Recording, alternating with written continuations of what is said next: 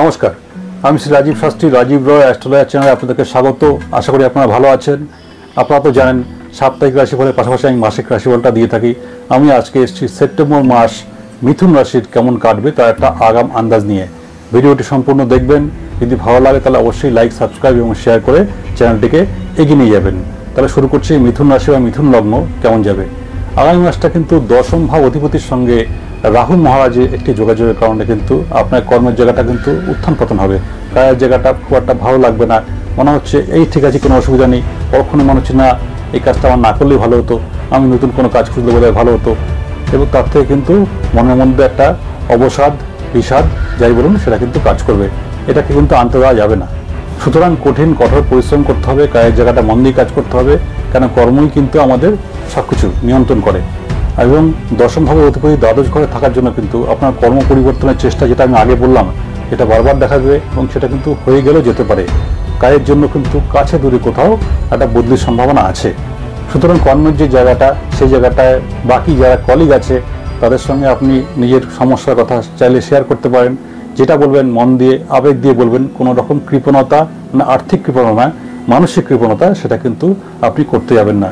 6th হাউসের অধিপতি মঙ্গল, তিনি যেহেতু লগ্নের সঙ্গে যুক্ত থাকবেন, সেই কারণে কিন্তু আপনার পরিশ্রম ক্ষমতা এমনি বেড়ে যাবে।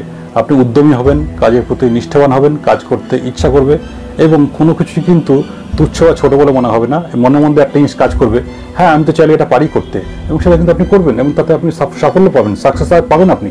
ব্যবসার ক্ষেত্রে বলবো একটু চারদিক দেখে শুনে এগোবেন, সেই অর্থে বড় কোনো সমস্যা নেই।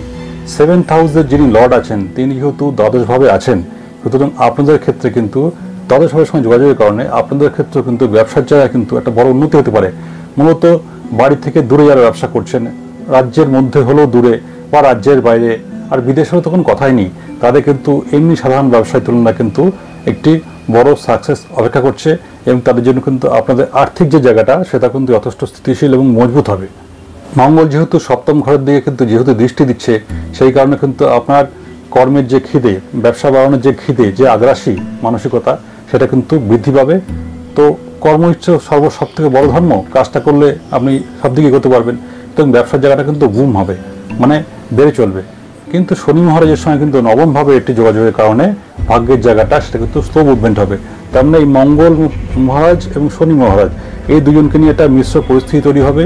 সুতরাং আজকে যেটা করছেন সেই ফলাফলটা আপনি আজকে না পেলেও, আপনি শনি মহারাজ যেহেতু কর্মের অধিপতি, তার সঙ্গে নবমভাবের যে কানেকশন, সেই যোগাযোগের কারণে কিন্তু আপনি ফলটা আস্তে আস্তে ধীরে ধীরে পেতে থাকবেন এবং সেটা কিন্তু যথেষ্ট সলিড হবে। দেবগুরু বৃহস্পতির সঙ্গে দ্বাদশভাবে একটি যোগাযোগের কারণে কিন্তু আপনার আগামী মাসটাই যথেষ্ট ব্যয়বহুল হবে। অর্থাৎ আগামী মাসের যে আর্থিক যে ব্যাপারটা, সেটা ঠিক আমি পুরোপুরি খুব ভালো বলবো না, একদম খারাপও বলবো না, মিশ্র ফলাফল দেবে, এটা কিন্তু আপনি আশা করতেই পারেন। সুতরাং খরচের ব্যাপারটা একটু হ্রাস টানার চেষ্টা করবেন। কোথাও ঘুরতে যেতে পারেন, মূলত কোনো ধর্মীয় স্থানে, সেটা যদি আপনি মনে করেন ঘুরতে যাবেন, সেটা কিন্তু ফলপ্রসূ হবে, সেটা কিন্তু ভালো লাগবে এবং আপনার যে আধ্যাত্মিক চেতনা আছে সেটা কিন্তু পরিপুষ্ট হবে, বৃদ্ধি পাবে। রবির সঙ্গে তৃতীয় ঘরে একটি যোগাযোগের কারণে কিন্তু আপনার মধ্যে একটা নতুন করে যোগাযোগ, নতুন কোনো কিছু বড় করে বিস্তার করা, সেটা কিন্তু একটা প্রভাব প্রতিপত্তির জায়গায় নতুন করে তৈরি হচ্ছে এবং এই প্রভাবটা কিন্তু আপনার পক্ষে ভালোই হবে। দ্বিতীয় ঘরের সঙ্গে বুধের একটি যোগাযোগের কারণে কিন্তু আগামী মাসের আপনার ব্যবসার জায়গাটা ভালো হবে এবং আপনি কিছু কেনাকাটা করতে পারেন। সেটা হচ্ছে আপনার 4th হাউসের যোগাযোগের জন্য আপনি ল্যান্ড, বাড়ি, গাড়ি, রিয়েল এস্টেট, মানে এই ধরনের কিছু মানে আপনি কেনাকাটা করতে পারেন। আগামী মাসটি আপনি ইনভেস্টমেন্টের পক্ষে কিন্তু যথেষ্ট ভালো। মেইনলি সেকেন্ড হাফের দিকে যদি আপনি ইনভেস্ট করেন সেটা যথেষ্টই ভালো। শেয়ার বা ফাটকা বাড়ির থেকে কিন্তু কিছু উপার্জন হওয়ার যোগাযোগ দেখা যাচ্ছে। শরীর ব্যাপারটা নিয়ে কিন্তু খুব একটা দুশ্চিন্তার কিছু নেই।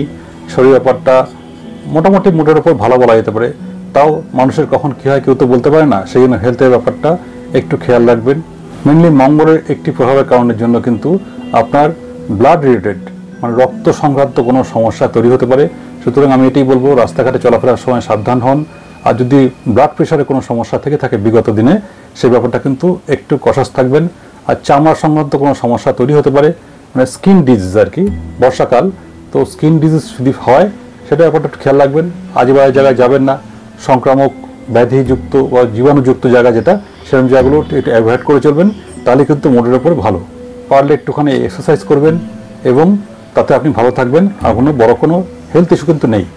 যারা প্রেম করছেন তাহলে কিন্তু সঙ্গী হলে সঙ্গিনী, সঙ্গিনী হলে সঙ্গীর সঙ্গে কিন্তু আগামী মাসটা বড় কোনো কিছু নেই, কিন্তু তা হলো পঞ্চম ভাবের সঙ্গে কিন্তু কেতু মহারাজের একটু যোগাযোগের কারণে প্রেমের যে সম্পর্কটা সেটা কিন্তু মাঝে মধ্যে একটু উত্থান পতন করবে।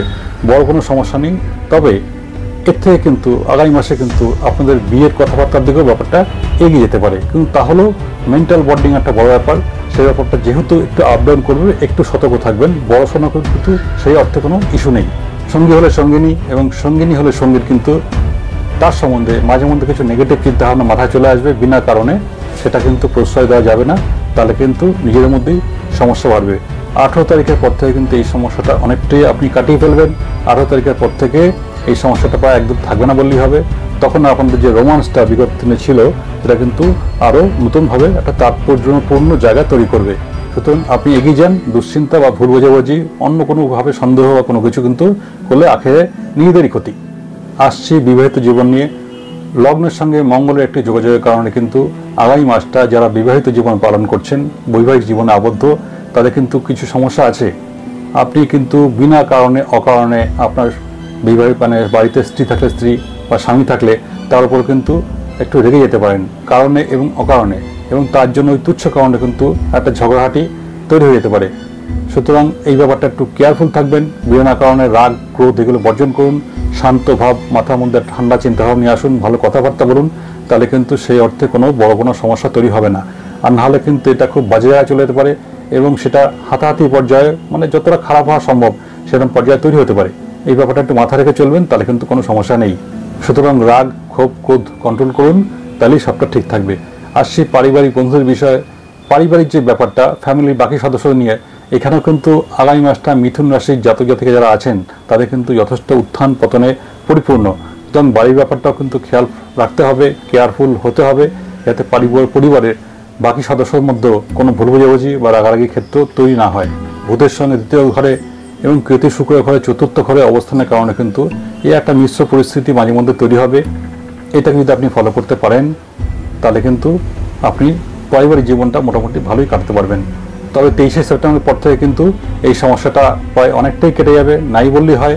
সুতরাং 23শে সেপ্টেম্বর পর থেকে বাড়িতে কিন্তু একটা সুন্দর, একটা আনন্দময় পরিবেশ, একটা সুখের পরিবেশ সেটা কিন্তু বিরাজমান হবে। সুতরাং তার আগের সময়টাও কিন্তু একটু সাবধানে খেয়াল করে চলতে হবে। এই ছিল মিথুন রাশির যারা জাতক জাতিকা আছেন তাদের সেপ্টেম্বর মাস কেমন যাবে আমি একটা আগাম আন্দাজ দেওয়ার চেষ্টা করলাম। যদি ভালো লাগে তাহলে অবশ্যই ভিডিওটিকে লাইক, শেয়ার এবং সাবস্ক্রাইব করে এগিয়ে নিয়ে যেতে সাহায্য করবেন। নমস্কার, ভালো থাকবেন।